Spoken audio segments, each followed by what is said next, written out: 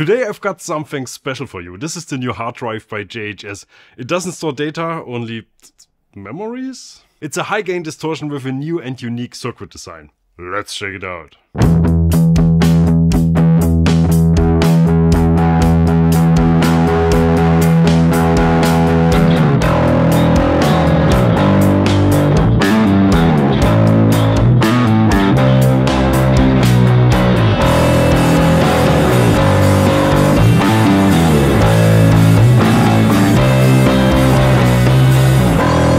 Hi everyone, welcome to Bass the World. My name is Gregor Fries and today I'm accompanied by my friend Sophie Chassé, playing the Visual Bass the World P-Bass, my short scale Redbird and this old, very old Stingray.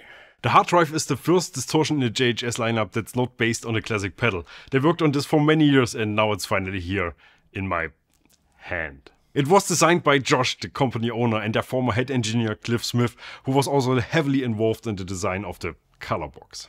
Cliff unexpectedly passed away a few weeks after the final prototype of the hard drive pedal was finalized. What a tragedy. The hard drive is now part of his legacy and will make sure his hard work and talent will never be forgotten. So what is the hard drive? It's a high gain distortion, but it's also very dynamic. And just like the Proco Red, it can distort everything no matter how low the output of your bass might be. Let's ease into this and first hear it in a low gain setting.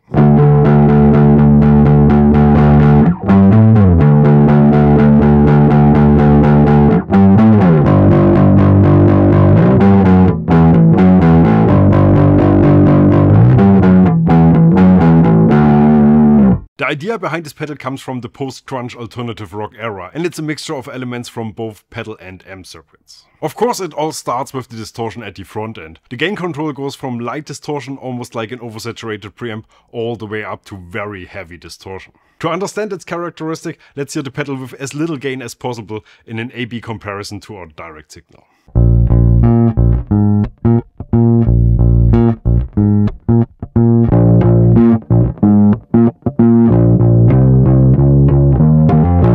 That alone is super useful, especially if you're not carrying an amp around anymore.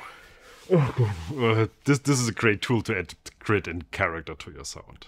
And now comes the amp part of the design. Behind the distortion circuit sits a 3-band EQ with sweepable mids. The bass control is extremely powerful. The treble control can cut your highs, but when you let them pass they will make you cut through steel if necessary.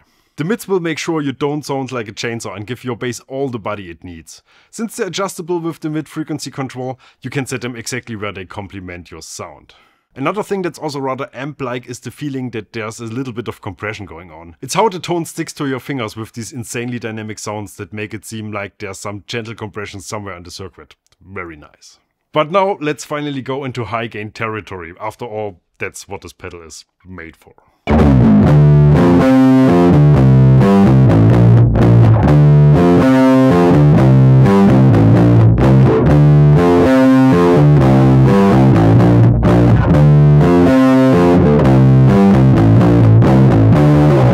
Both of these basses are passive with a medium output volume. But in the high gain genre, it's of course crucial for pedals like this to also be compatible with active instruments. So let's grab the Stingray and take these two for a ride.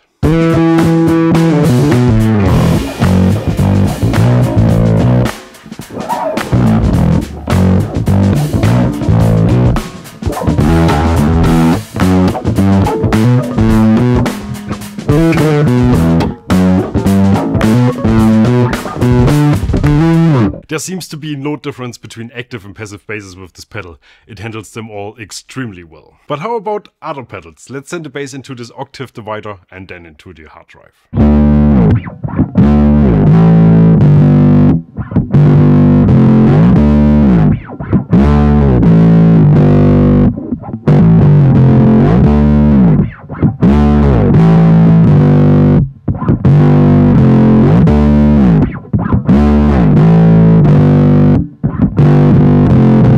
That's an awesome combination. I like this a lot. The JHS hard drive, what a great pedal.